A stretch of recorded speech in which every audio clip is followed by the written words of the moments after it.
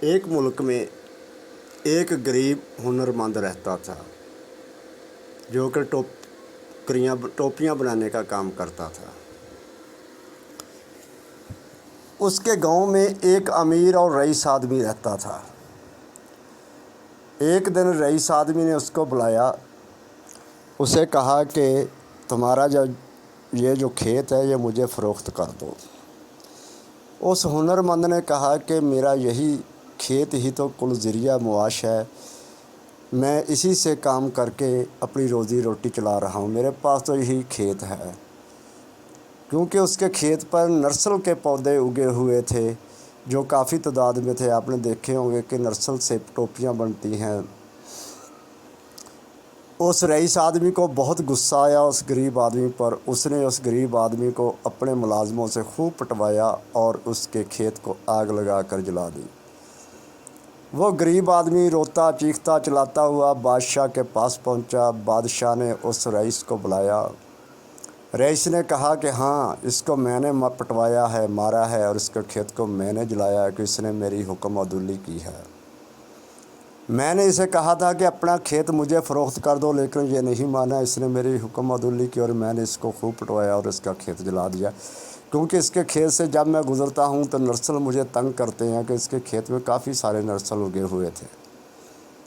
بادشاہ نے کہا کہ تم آج جس دولت پر گھمنڈ کر رہے ہو رئیس ہو، تمہارا پردادا میرے دربار میں معمولی کام کرتا تھا۔ ایک دن اس کو انعام دے کر ہم نے یہ زمین بخشی جس پر آج تم اترا رہے ہو اور تم امیر ہو گئے۔ آپ نے اس غریب آدمی پر بہت ظلم کیا ہے، اس سے معافی مانگو۔ رئیس آدمی نہ مانا۔ بادشاہ نے سزا کے طور پر اپنے ملازموں کو کہا کہ اس رئیس آدمی کو اور اس ٹوپیاں بنانے والے آدمی کو جنگل میں چھوڑ آؤ۔ اس کے ملازم دونوں کو، رئیس آدمی اور ٹوپیاں بنانے والے کو، جنگل میں چھوڑے۔ وہاں جنگلی لوگ رہتے تھے جو کہ وحشی تھے۔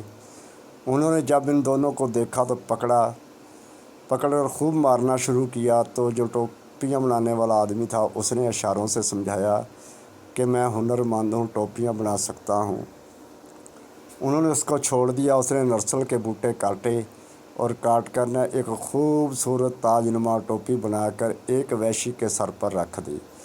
وحشی بہت خوش ہوا وہ ٹوپی دیکھ کر، وہ سر پہ تاج دیکھ کر، کیونکہ اس نے پہلی دفعہ زندگی میں وہ ٹوپی، وہ تاج پہنا تھا۔ جب دوسرے وحشیوں نے دیکھا تو وہ بھی ٹوپیاں بنوانے کے لیے اس سے رابطہ کرنے لگے اور اس نے ٹوپیاں بنانی شروع کر دی۔ جو رئیس آدمی تھا وہ فارغ بیٹھا تو انہوں نے اسے خوب مارا پیٹا۔ تو رئیس آدمی اس کے پاس آیا، اس نے کہا کہ میری بھی جان بخشی کروا دو یار۔ خیر وہ رحم دل ٹوپیاں بنانے والے نے کہا کہ یہ میرا ہیلپر ہے، میرا مددگار ہے، لہٰذا ان جنگلیوں نے اس کو بھی چھوڑ دیا اور ساتھ اس کو بھی کھانا دینا شروع کر دیا۔ پھر 15-20 دن جب گزر گئے تو بادشاہ کے سپاہی آئے اور ان کو آ کر واپس شہر لے گئے۔ بادشاہ نے کہا دیکھا